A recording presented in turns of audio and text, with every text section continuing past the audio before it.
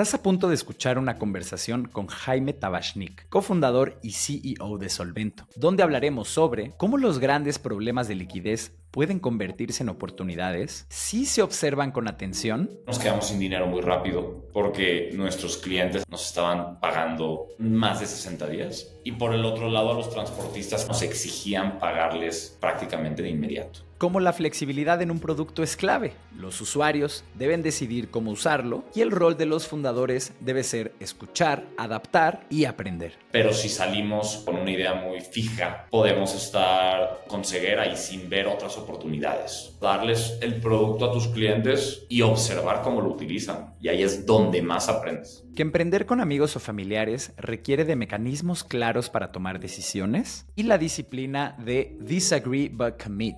Lo que hay que aprender es a dialogar, hay que aprender a discutir. Si siempre estuviéramos de acuerdo, estaríamos en una armonía falsa. Y que el éxito de una fintech no recae en levantar capital rápido, sino en construir datos y un entendimiento profundo del riesgo para poder escalar con solidez. Estos algoritmos o estas políticas tienen que estar vivos y tienen que ir evolucionando con todo lo que vas aprendiendo. Esperamos que disfruten este capítulo.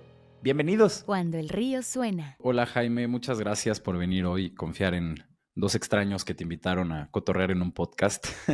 Me gustaría comenzar por preguntarte, ¿cuál fue el momento de dolor exacto que te hizo o les hizo decir, voy a construir Solvento y dejar todo lo demás que había en tu carrera hasta ese momento? Pues lo tengo muy claro y ese momento fue cuando trabajaba en una empresa que se llama Biz Logistics. A mí me contrataron como CEO de esa empresa, que era una startup incubada dentro de una empresa de tecnología. Ok.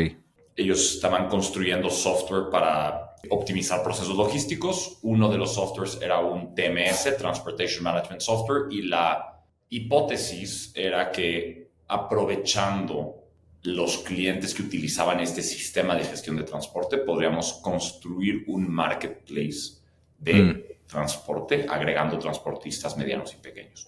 Y a mí me contratan para liderar este proyecto, que era un spin-off con una identidad propia, y ya teníamos muchos clientes generadores de carga, que es del lado de la demanda en la industria del transporte, contratando transporte y usando este sistema de gestión de transporte, y yo me aboqué a construir el lado del supply o de la capacidad. Empecé a hablar con muchos transportistas y empezamos a operar y literalmente nos quedamos sin dinero muy rápido por el crecimiento.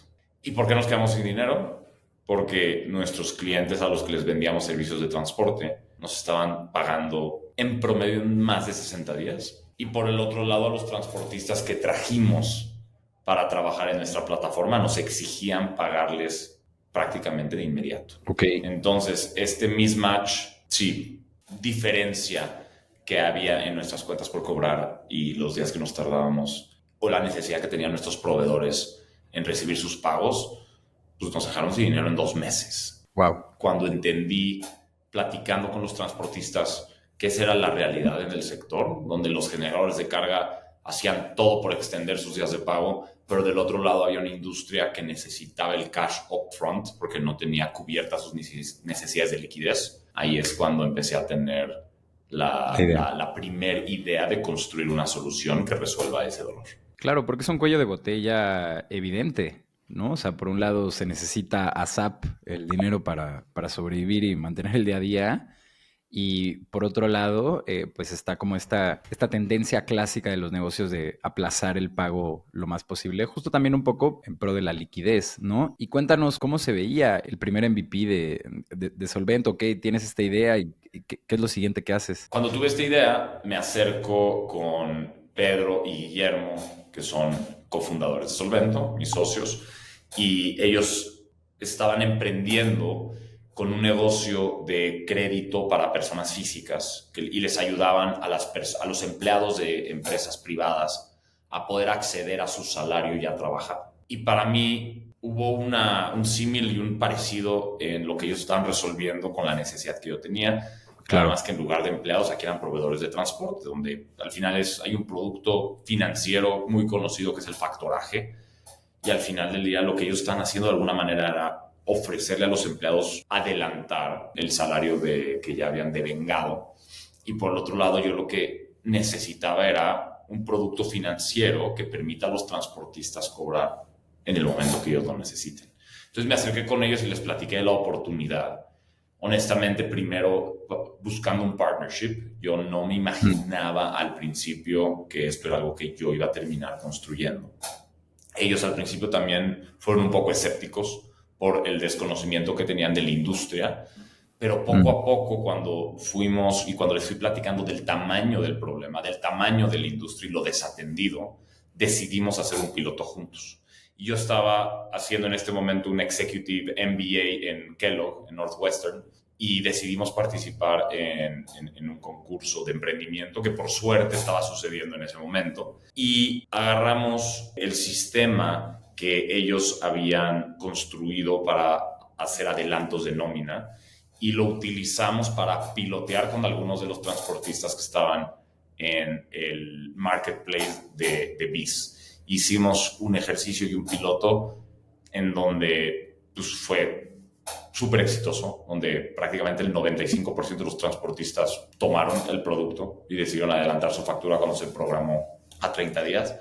Y para nosotros esto fue suficiente validación y creo muchísima convicción de que aquí había algo. Oye, Jaime, ¿es un tipo de crédito súper seguro? Porque pienso, pues las facturas ya están emitidas. Igual es un cliente que ya les pagó varias veces o que ya tienen identificado que estos generadores de carga, pues quiénes son y cómo operan. Porque, por ejemplo, con la nómina me imagino que no hay crédito más seguro, pues ya sabes que les van a pagar, ¿no? O sea, tendría que suceder ahí una tragedia entre que tú les prestas el dinero y la empresa les paga. Aquí en Solvento más o menos es el mismo tipo de... Más adelante vamos a hablar además de lo que han hecho para conseguir deuda y capital y estructurarse internamente, pero ¿es un crédito seguro este tipo de crédito o no realmente como lo estoy viendo? Es que la palabra seguro creo que es hay un espectro importante en el mundo del riesgo. Claro. Y los productos de crédito, de hecho, tienen una elasticidad en el precio que depende de ese riesgo. Entonces, el riesgo, como bien lo estás diciendo tú, depende de la contraparte del generador de carga, del que va a pagar ese servicio de transporte. Entonces, como bien dices tú, y nosotros, el producto y la tecnología que hemos construido es para validar que un servicio de transporte se concluyó de forma exitosa y por lo tanto se va a pagar. Ahora, ¿cuál es el riesgo? Que la empresa no pague. Y hay muchas razones por las que puede no pagar la empresa. Por problemas financieros, por problemas con el SAT, y que hemos tenido casos donde clientes nuestros tienen problemas con el SAT, les congelan sus sellos, sus cuentas de banco, por temas de demandas, por willingness. Hay empresas que no quieren pagarle a ese proveedor porque se pelearon. O sea, hay bastantes matices y razones por las cuales puedes no recibir el pago de un servicio. Y desafortunadamente también ha sido una industria que ha sido muy maltratada históricamente. Y a los transportistas les han dejado de pagar facturas, les han jineteado, es un término que usamos para extender los días de pago, y las empresas financiarse con proveedores sin costo. Entonces, no diría que es un producto seguro, es un producto en el cual cada vez entendemos mejor su riesgo y por lo tanto tenemos un proceso de aprobación que nos da cada vez más seguridad de que vamos a tener unit economics positivos en cada cohort de originaciones de crédito que tenemos. Y una última duda ahí sobre el funcionamiento, Jaime. ¿El costo de esa deuda lo pagan ambos lados? ¿Está en el hard side? ¿Cómo funciona eso con ustedes? Tenemos, nuestro producto ha evolucionado y tiene la flexibilidad, el producto, de que el generador de carga o el contratante o el comprador de servicio de transportes decida cómo utilizar el producto. Pueden ellos pagarle al transportista usando el producto de Solvento, absorbiendo el costo y pagándole a Solvento en el futuro. Pueden ellos programar sus pagos a ciertos días y ofrecerles a los transportistas la opción de adelantar donde el transportista absorbe. Y también tenemos un mix donde se le ofrece al transportista absorber y luego adelantar absorbiendo el costo financiero, y después esa misma factura le damos la opción al generador de carga de extender el plazo de pago para también optimizar su propio capital de trabajo. Entonces tenemos distintos perfiles de cómo utilizan el producto. Ya, entendido. Y esto es algo que hemos estado viendo en este espacio, que ahora pues los modelos de cobro, las estructuras de las startups ahora que están creciendo mucho son cada vez más flexibles y menos, pues no sé, en el mundo del código se le dice opinionadas, ¿no? Se trata más de cómo los usuarios deciden utilizar el servicio y uno da más, pues no sé si llamarlo infraestructura per se, ¿no? Pero da más las posibilidades y ya son los usuarios quienes terminan de decidir exactamente cómo se utiliza el producto.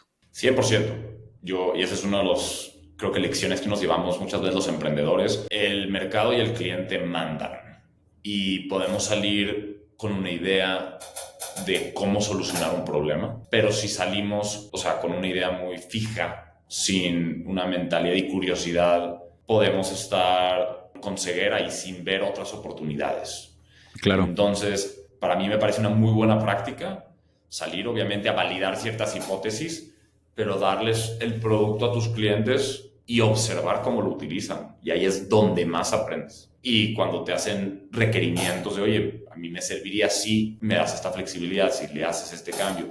Y de hecho hay historias muy famosas de cómo de las empresas más grandes encontraron productos multibillonarios y fue gracias a observar cómo los usuarios o los clientes utilizaban su primera versión o sus versiones tempranas de sus productos. No sé si saben la historia de Instagram, pero Instagram, la primera versión de Instagram era una aplicación para hacer check-in, un poco como Yelp, ¿no? Tú llegabas a un lugar, hacías check-in, tomabas la foto y calificabas, y un ingeniero o alguien de producto decidió meter unos filtros preestablecidos, donde podías, tu foto que tomabas, le podías poner un filtro sepia, un filtro retro, un filtro más cool, y de repente se dieron cuenta que la gente se metía al app de Instagram para usar un filtro, screenshoteaba y la mandaba por otro lado. Entonces se dieron cuenta que el feature ganador era ese. El tema de los filtros, de hacer fotos más bonitas, y cambió todo. Y eso fue gracias a observar y dejar que los usuarios usen el producto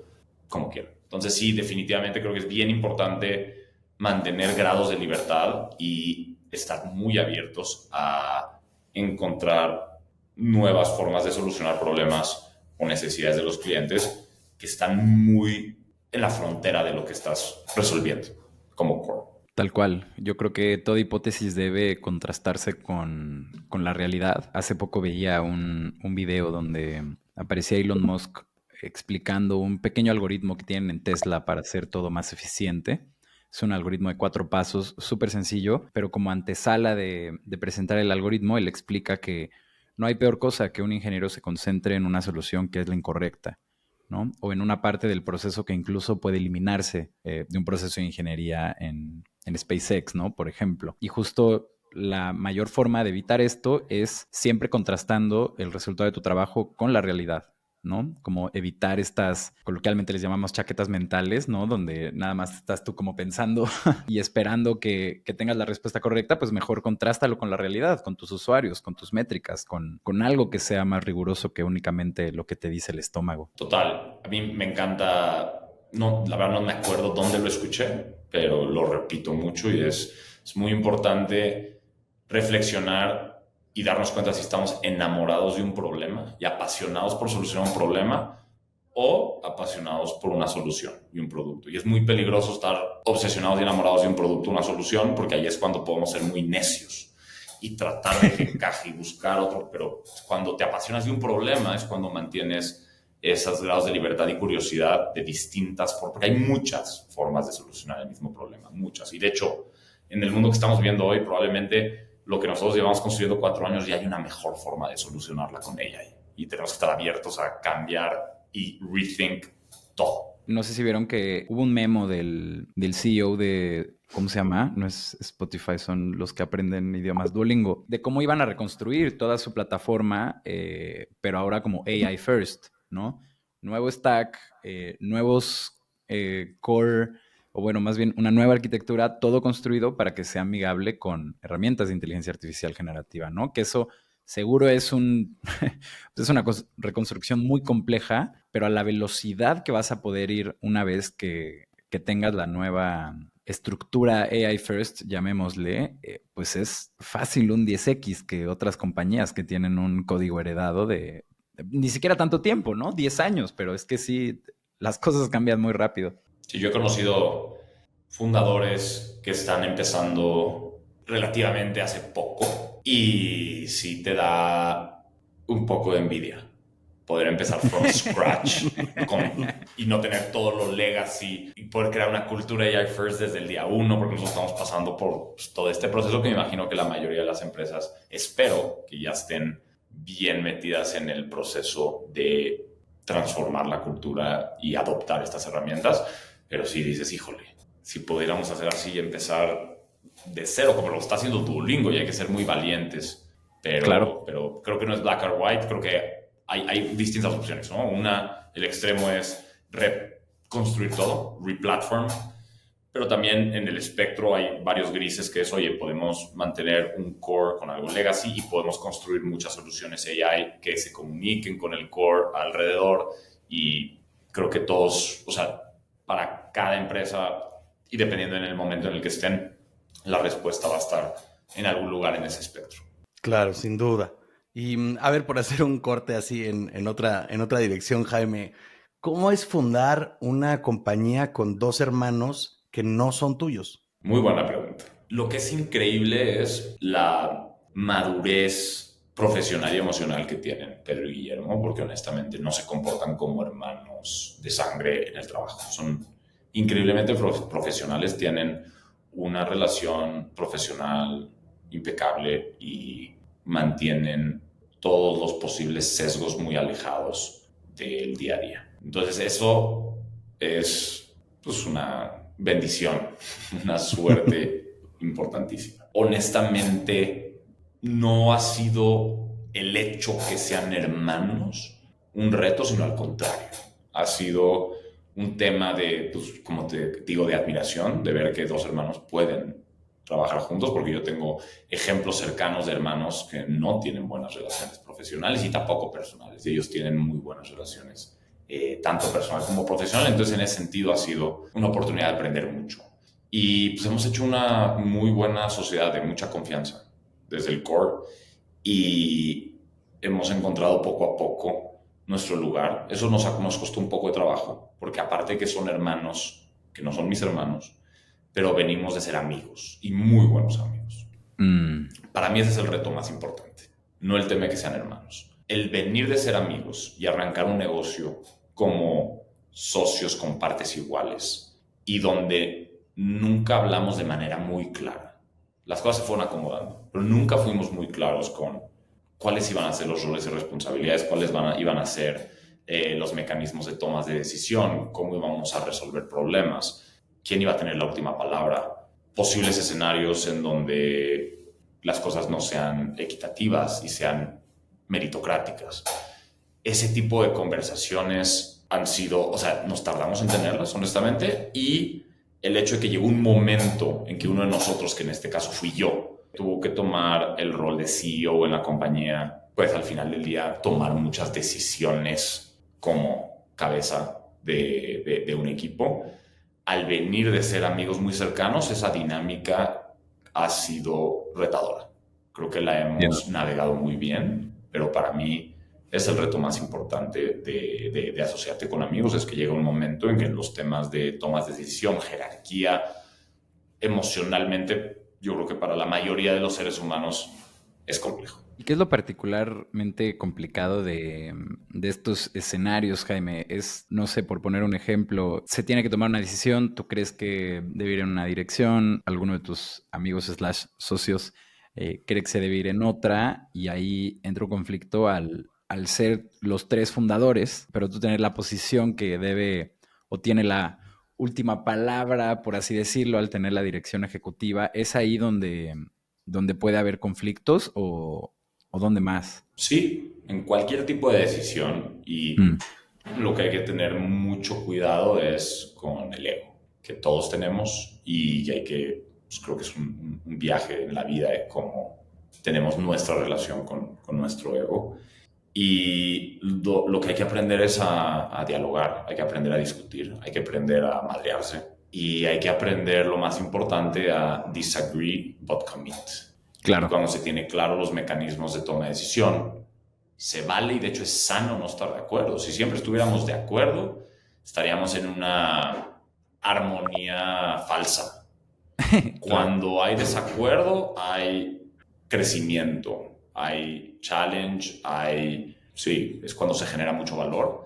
Pero cuando se toma una decisión, que se tiene que tomar una decisión, y por eso existen estos mecanismos para tomar decisiones y que las organizaciones avancen, y que posiblemente varias de las decisiones, ya con más data, después de tomarlas, podemos aprender que no fue la decisión correcta. Pero cuando se toma una decisión como equipo y como socios, tenemos que estar comprometidos y alineados con la decisión, aunque hubiéramos tomado personalmente una decisión distinta. Claro. Esa es la clave, no solo de los 3 fundadores, sino ya luego del equipo de liderazgo, que conforme pues vas creciendo y evolucionando en tu negocio, ya el equipo de liderazgo se empieza a extender y las decisiones y las discusiones más importantes se empiezan a tener con un grupo de líderes un poco más grande. No, pues que aquí nos podemos sentir muy identificados nosotros también, que somos cofundadores del estudio de Acueducto y llevamos 20 años siendo amigos, ¿no? Y esa confianza nos ayuda muchísimo, y afortunadamente esto que dices del ego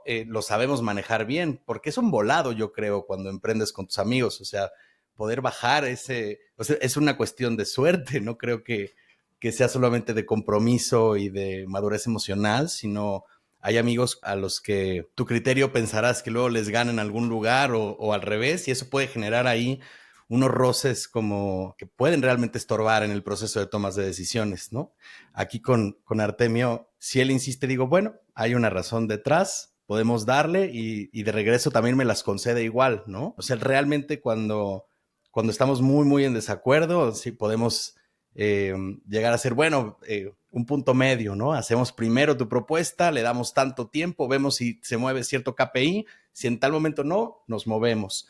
Pero el punto más importante de todo esto es justo lo que dices, disagree but commit, ¿no? Que estemos dispuestos a, igual y no fue mi idea, igual y todavía no me termina de convencer, pero hay que movernos, ¿no? Lo peor que puede pasar es quedarnos atorados. Totalmente de acuerdo. Y no solo es un tema de suerte, como mencionaste, que estoy de acuerdo, pero también de compromiso y trabajo, porque ¿cuánto tiempo ustedes llevan con el estudio? Ya 5 años, 6 este es el años. 6º. Sí. Bueno, nosotros llevamos con Solvento 4.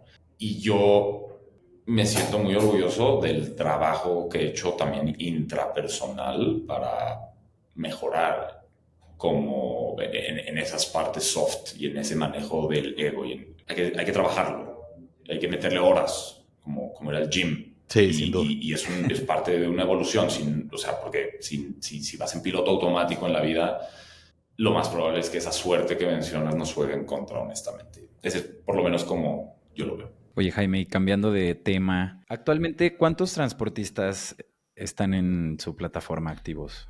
En nuestra plataforma activos tenemos una métrica que es activos en los últimos 30 días, que ese es nuestro North Star. Históricamente más de 2,000 empresas de transporte, en el último mes más de 900. Ok. Que son empresas, nada más para aclarar, y cada empresa puede tener múltiples camiones y choferes. Son 900 empresas distintas que utilizaron nuestro producto en los últimos 30 días. Vale, y por ahí nos encontramos un dato que estaban proyectando tener a 5,000 transportistas activos para fines de 2025. ¿Estos son empresas? O sea, lo que están buscando son 5,000 empresas para... 5,000 empresas de transporte que hayan utilizado nuestro producto históricamente, correcto. Ahí queríamos preguntarles, o más bien preguntarte, ¿cuál es el plan de expansión? Un poco cómo están consiguiendo esta métrica, porque cuando tú diste este número, cuando ustedes lo dieron, estaban hablando de que actualmente trabajaban con alrededor de 500 empresas transportistas, y pues para llegar a 5,000 es un 10x, ¿no? ¿Qué han estado haciendo? Cuéntanos de esa parte del crecimiento. Pues mira, nosotros hemos construido mucha tecnología y un producto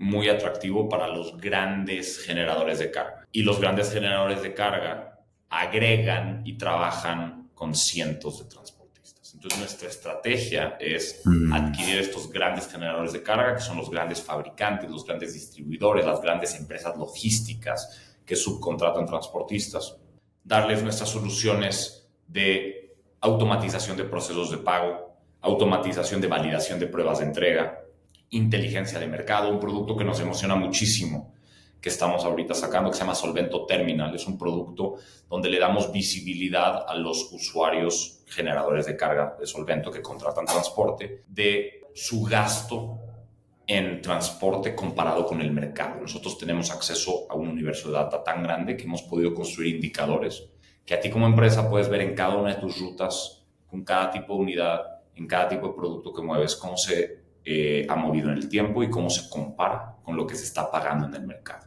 Y entonces este tipo de herramientas y tecnología es lo que nos va a permitir entrar a los grandes generadores de carga con nuestro producto y tecnología para poder ofrecer nuestro producto core, que es el pronto pago a los transportistas. Entonces la idea es acelerar la adquisición de estos canales de distribución, porque al final los generadores de carga es nuestra forma de llegar al transportista, que nuestra misión es resolver los problemas de liquidez en el transporte de carga de México. Y para llegar a los transportistas, que son los que realmente necesitan la liquidez, lo estamos haciendo en nuestras estrategias a través de los grandes generadores de carga, que hemos estado trabajando con más el mercado mid-market y mediano, y ahorita estamos muy enfocados en irnos más arriba con los más grandes generadores de carga de México. Esta funcionalidad o este nuevo producto de Solvento Terminal seguramente viene de un proceso de investigación / detección de necesidades. Algo se tuvo que haber hecho ahí para decidir por ese producto y decir, este es el que nos va a dar acceso a los grandes generadores de carga. ¿Cómo fue este proceso para decidir que este era el producto que ustedes tenían que construir? Pues sí, la verdad es que la obsesión en conocer a nuestros clientes es lo que nos ha llevado a tomar mejores decisiones de priorización y de ideación de producto. Y como bien mencionas, hemos hecho mucho trabajo de descubrimiento, en donde, teniendo conversaciones con nuestros clientes y entendiendo cuáles son sus dolores más fuertes, hemos hecho algunos experimentos para arraigar nuestra propuesta de valor más y cada vez más con los usuarios del producto de Solvento. Entonces, nosotros sabíamos que teníamos un valor muy importante en el activo de datos que estábamos adquiriendo. Por todas las facturas, pruebas de entrega que veníamos transaccionando, cada vez teníamos más y más datos. Entonces, nosotros sabíamos, y parte de nuestra visión siempre fue el poder explotar esta data. Cuando nos metimos y nos echamos un clavado en entender cuál eran los datos que teníamos, hicimos un proceso bastante exhaustivo de conversaciones con clientes que nos llevaron a tener la definición de lo que va a ser este Solvento Terminal. Oye, y Jaime, también se enfocan mucho en el corredor México-Estados Unidos, que claro, ahí se mueve muchísima carga, tiene todo el sentido del mundo, pero ahorita están en un momento medio tenso, ¿no? Estas dos naciones y particularmente la frontera, ¿están siendo ustedes impactados por esta tensión o es algo que afortunadamente no les está tocando convivir? Mira, nosotros atendemos clientes a nivel nacional en cualquier ruta. Definitivamente el corredor y todas las rutas que van y están involucradas en el tema transfronterizo son muy fuertes. Desde que entró Trump con el tema de las tarifas, ha tenido un impacto muy importante en la industria del transporte a nivel general. Principalmente es más emocional. Hay muchísima incertidumbre. Ha habido impactos económicos, decisiones de desinversión o de pausar inversiones, pero principalmente, en mi perspectiva, es un tema más psicológico en donde el mercado está un poco paralizado por no saber qué va a pasar mañana. Porque creo que todos sabemos que Trump es poco predecible, algo impulsivo, y entonces eso genera mucha incertidumbre. Vemos que el mercado está moviéndose más lento y hay un poco más de miedo de tomar decisiones, inversiones y hacer apuestas. Por el otro lado, también vemos que México como país está pasando por un momento complicado. Nosotros con la data que tenemos vemos una desaceleración económica clara en nuestro portafolio. Tal vez el gobierno no lo ha hecho oficial, pero mi sentimiento es que México está pasando por una recesión y desaceleración económica.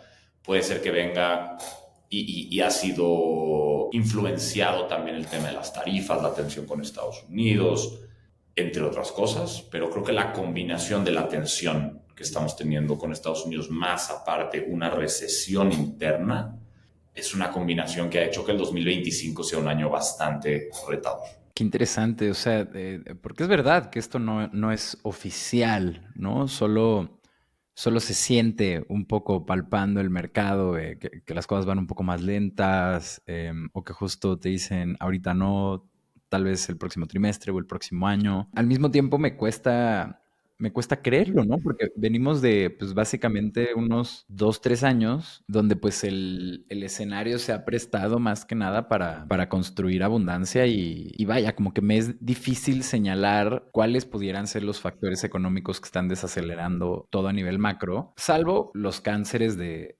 siempre, ¿no? Que sin seguridad, que sin corrupción, o sea, pareciera un poco que es esto lo que ya nos está terminando de alcanzar y tal vez ya Va por está por ahí. ahí. Sí, tal Y de vez. hecho creo que también la actitud y la posición de Estados Unidos es por lo mismo. Yo creo que la raíz y la gran raíz es, tenemos y vivimos en un país con un nivel de corrupción tremendo. Tremendo. Está complicado, creo que Estados Unidos está tomando cartas sobre la mesa y eso ha incrementado la tensión, y también las malas decisiones, en mi opinión, del gobierno también nos han llevado o han acelerado una inminente recesión económica que va a ser complicada para todos los mexicanos. Justo hace poco estábamos cerrando un ciclo de contratación de un diseñador UX y siempre al final tengo yo una charla de unos 40 minutos con cualquier persona que va a entrar. Le llamamos la entrevista de cultura y hablamos de todo y de nada, ¿no? Y era este chico argentino que nos contó que su primer trabajo había sido de policía. Él vivía en una zona que pues no era para nada una zona lujosa, que al contrario era peligrosa, y en su primer día le tocó un enfrentamiento a mano armada, ¿no? Entonces ahí ya nos estábamos riendo de eso. Y justo reflexionamos con Ro, como de, güey, es que yo creo que se han pasado fácil unos 2 sexenios donde este tema de la inseguridad en el país causada por el narcotráfico o en general inseguridad, pues las autoridades se han hecho de la vista gorda, ¿no? Y esto solo puede tener un impacto como el que estamos viendo y que de alguna manera es compuesto, ¿no? Y ya ni siquiera un poco a donde te hagas, como que te encuentras con algo de esta medicina, de esta cuchara, de estos temas, que la verdad son muy agrios. Ojalá la cosa cambie. Ojalá. A ver, yo soy un eterno optimista, entonces esperemos que así sea, y yo creo que así va a ser. Sí, yo también. Jaime, también por otro lado, algo que nos causaba mucha curiosidad y que tal vez nos puedes dar un one-on-one para los emprendedores que están escuchando, ¿cuál es el proceso que tiene que pasar un negocio, un emprendedor o que ustedes tuvieron que recorrer para ofrecer líneas de deuda a sus clientes, ¿no? Al final del día tienen este monto de millones de dólares que a ustedes les presta alguien para que ustedes los presten, o ustedes son como un intermediario entre quien lo presta. O sea, si nos puedes contar un poquito de cómo funciona eso y cómo, si yo quisiera tener un fondo para echar a andar un producto de crédito, ¿qué es lo que necesitaría hacer con un banco? ¿Cómo se ve ese proceso? Para poder escalar un producto de crédito, hay que encontrar un espacio del mercado que esté desatendido, ¿no? Porque si ya está atendido, pues es muy probable que tú, si empiezas de cero, no vas a poder competir por el precio, ¿no? Si es un espacio del mercado que ya está atendido. Entonces eso es muy importante. Y en segundo lugar, para arrancar, pues hay que arrancar con mucha intuición y sentido común. Y después, ya con datos, historia, puedes construir, aprovechando las herramientas que hoy existen, modelos más sofisticados que te ayuden a tomar decisiones. ¿A qué me refiero con esto? O sea, tú, si encuentras un nicho de mercado, hablemos y pongamos como ejemplo otro nicho de mercado desatendido, y son los changarros de las calles. Yo quiero prestarles dinero a los changarros, a los negocios informales de las calles que nadie les presta dinero. Va. Pero para arrancar hay que entender sus negocios y hay que entender sus flujos. Y lo más importante es entender, oye, este negocio va a tener flujo para pagarme. Porque al final un negocio de crédito es el poder predecir de manera precisa, o de la manera más precisa posible, que un cliente te va a poder pagar un crédito. Y cuando te equivoques, porque van a haber algunos clientes o originaciones donde te vas a equivocar, pero que los ingresos que tengas por intereses, que si cobres, sean mayores al costo de la deuda, más los que no te paguen y lo que pierdas. Entonces esa es la fórmula. Pero para arrancar, pues hay que entrarle con sentido común, hay que ser un poco conservadores tal vez al principio, a veces tomar algo de riesgos, pero y para poder entrenar ya un modelo y poder empezar a tomar decisiones más sistemáticas con volumen y con escala, entre más datos, mejor. Entonces, una recomendación es hacer la mayor cantidad de préstamos posibles del tamaño más pequeño para que la severidad de las pérdidas sean lo menores posibles. Pero para poder empezar a construir datos que nos puedan empezar a indicar por qué están defaulteando y qué tienen en común las empresas que no te están pagando. Y en base a eso puedes empezar a iterar. Y una política de crédito que al final es un algoritmo con el cual tomas una decisión. Esa es la política de crédito. Estos algoritmos o estas políticas tienen que estar vivos y tienen que ir evolucionando con todo lo que vas aprendiendo. Pero para arrancar, un nicho, necesidad, entender y poder predecir cuál va a ser el nivel de impago de un cohort o una generación de originaciones, pero empezar y hacer la mayor cantidad de préstamos de la menor cantidad o del ticket más pequeño posible para que puedas acumular la mayor cantidad de datos posibles y con eso ya puedes ir a empezar a crecer el tamaño del crédito ya cuando empiezas a tener más seguridad de dónde están los clientes buenos. ¿Y desde el principio te acercas con un banco para fondear la deuda o...? Ahí es un poco... No, es difícil que un banco te preste sin historia. Como sin el track record, ok. Exacto, entonces yo creo que las primeras originaciones y las primeras cohorts de clientes, como nosotros lo hicimos, hay que originarlo con equity, con tu dinero.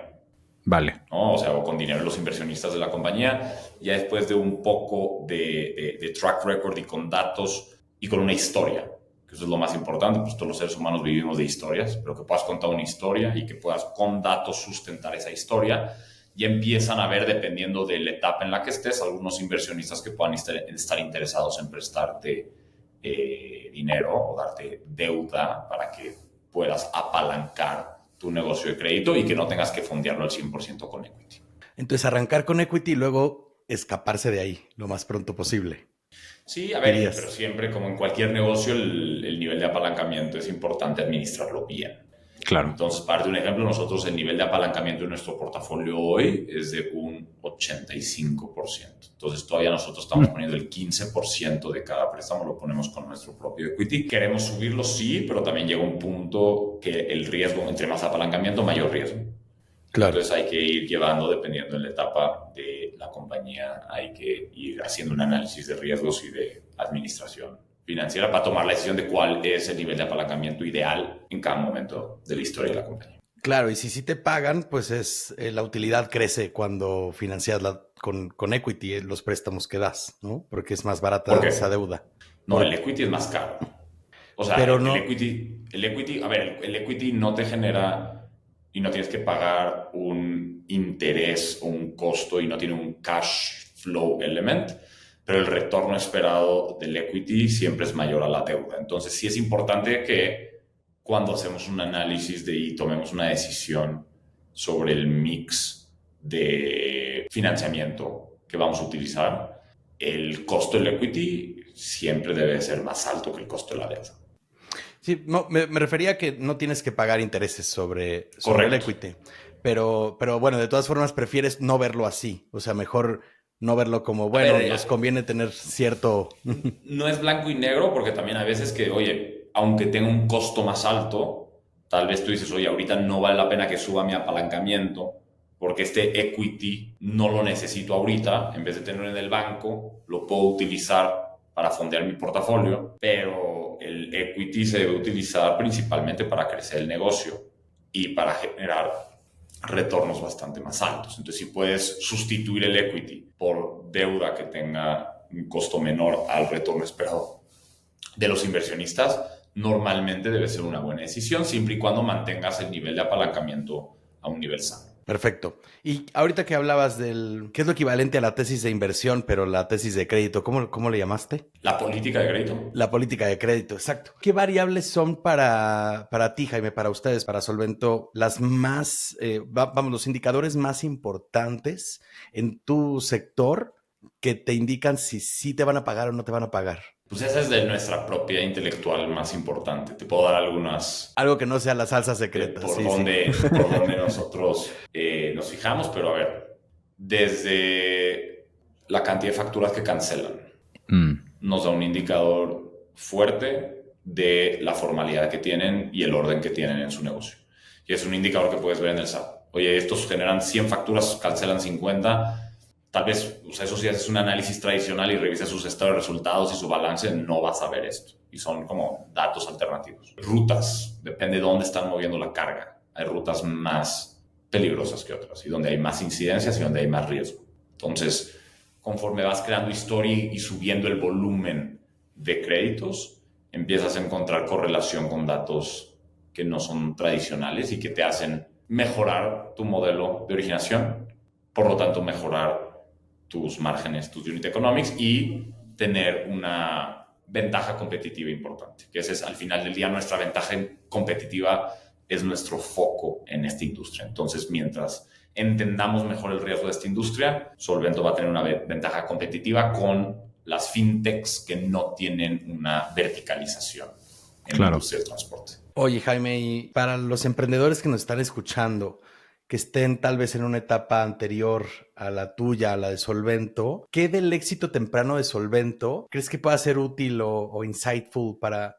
regalarles una pepita de oro a los emprendedores que nos están escuchando? Pues yo te diría que nosotros no nos sentimos exitosos aún. Y yo te diría que va por ahí. Yo creo que, por supuesto, que hay que festejar el progreso, pero hay que tener muy claro y bien definido a dónde se tiene que llegar. Y algo muy claro es que el viaje del emprendimiento no se pone más fácil. Y entonces hay que saber que nos estamos inscribiendo a un juego en donde la intensidad sube, en donde the stakes are higher y hay que estarse reinventando todo el tiempo. Y al final del día, nuestro lugar en la organización operándola depende de nuestra capacidad de crecer en conjunto con la organización. Entonces, pues un poco como abrocharse el cinturón y no tener expectativas de que las cosas se van a poner más fáciles, que hagamos las bases de que nos metimos en un maratón o en una carrera larga, en donde por supuesto es como un roller coaster, pero normalmente la intensidad va a subir. Entonces hay que estar listos para eso y no estar esperando que esa intensidad baje, porque si no nos vamos a seguir llenando de decepciones. Claro, como bien mencionas, cada vez se pone más delicado el juego. Justo la semana pasada mandábamos una propuesta de cotización de acompañamiento consultivo para una corporación, la más grande en la historia del estudio, ¿no? Mandamos el quote de $90,000 y dije como, wow, el tamaño de este problema que estamos aquí ayudando a resolver, que justifica esta cotización y pues, güey, si nos quedamos esto, no podemos quedarnos ni a medias, o sea, tenemos que over-deliver, ¿no? Y cómo eso te pone a pensar como de, ok, ¿cómo este problema que es tan delicado le doy una solución correcta, pero también destino los mejores recursos que hay en mi negocio para hacerlo, ¿no? Y lo que pudiera parecer justo tal vez una forma de operar más cómoda en el futuro, con más recursos porque hay más personas. Claro que hay sus pros porque se construye en equipo, pero sí también todos los stakes cada vez son más grandes, ¿no? Todos los salarios que hay en tu nómina, toda la gente que depende de ti, todos los clientes que tienes que dependen de tu solución, ¿no? Y la cantidad de problemas solo se van haciendo más grandes y también más cuantiosos. Jaime, dijiste que no se sentían exitosos todavía. ¿Cómo se ve el éxito para Solvento en el futuro? ¿Hacia dónde vas? ¿Cuándo dirías que se alcance este milestone o que se están acercando a él? Cuando transaccionemos $1 billón en pagos a transportistas. Todavía estamos bastante lejos, tenemos que crecer 20 veces, pero ahí es cuando nos vamos a sentir exitosos. Ahí vamos a tener una participación de mercado relevante y pues vamos a haber logrado nuestro objetivo. Por supuesto que en el Inter hay milestones que hay que festejar y hay que sentirse orgullosos de estar avanzando y estar progresando, y hay que mantener al equipo muy motivado. Y no hay que ser miserables en el camino, hay que disfrutarlo, hay que divertirse, pero el éxito para nosotros es uno y es claro y es ese. Me encanta. Y vale, ya para terminar, Jaime, primero que nada, muchas gracias por toda esta radiografía que nos has compartido de cómo están operando y también de todas las lecciones que te has llevado en tu camino profesional. Pero bueno, para cerrar, tú como CEO de Solvento y en los retos que enfrenta en los próximos años, desde tu posición, ¿qué te quita el sueño? ¿Cuáles dirías que son los retos más grandes que hay frente a ustedes? A ver, como negocio de crédito, yo creo que a cualquier CEO de una empresa de crédito nos quita algo el sueño, la salud de nuestro portafolio, ¿no? Y ese es clave, es nuestro activo más importante. En segundo lugar, México. La verdad me preocupa. Como te digo, soy un eterno optimista, pero México hoy me preocupa. Creo que estamos gobernados por las personas incorrectas.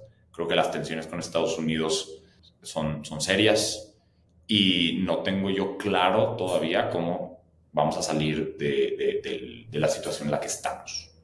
Y eso me preocupa. Me preocupa y esta industria está directamente afectada por la inseguridad en las carreteras, porque los operadores o choferes de los camiones ya no quieren manejar en carreteras y arriesgar su vida, etc. Y por el otro lado, la inteligencia artificial.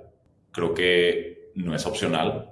Creo que tenemos que volvernos AI first y subirnos a este nuevo paradigma, y me quita el sueño el que no lo estemos haciendo a la velocidad mínima para competir.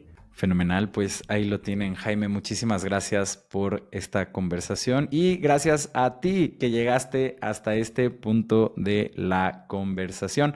Antes de dejarlos ir, queremos pedirles dos cositas. La primera de ellas es que si nos están viendo en nuestro canal de YouTube, los invitamos a suscribirse y a dejar un comentario en este video, ya que eso genuinamente nos ayuda a llegar a más personas. Y por otro lado, si conocen a cualquier fundador, operador o inversionista de una empresa tecnológica o que tiene un hub de innovación, por favor, comparte este espacio con esa persona, ya que los estamos buscando a todos. Rodrigo, gracias por un capítulo más codo a codo. Y Jaime, de verdad, muchas gracias nuevamente y ojalá nos veamos para un segundo round en este espacio.